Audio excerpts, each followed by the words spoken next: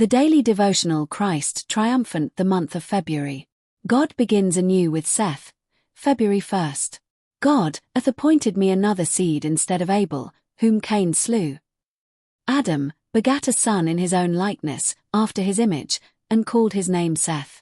Genesis 4:25-5:3. To Adam was given another son, to be the inheritor of the divine promise, the heir of the spiritual birthright.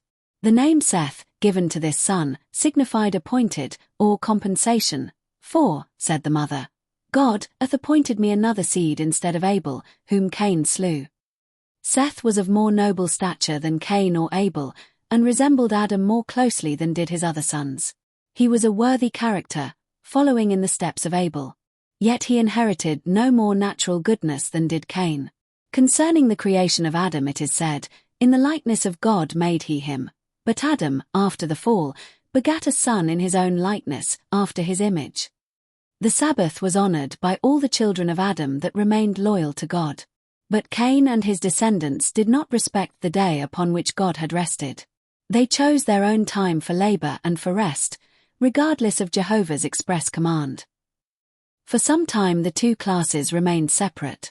The race of Cain, spreading from the place of their first settlement, dispersed over the plains and valleys where the children of Seth had dwelt, and the latter, in order to escape from their contaminating influence, withdrew to the mountains, and there made their home. But in the lapse of time they ventured, little by little, to mingle with the inhabitants of the valleys. This association was productive of the worst results. The sons of God saw the daughters of men that they were fair. The children of Seth, attracted by the beauty of the daughters of Cain's descendants, displeased the Lord by intermarrying with them. Many of the worshippers of God were beguiled into sin by the allurements that were now constantly before them, and they lost their peculiar, holy character.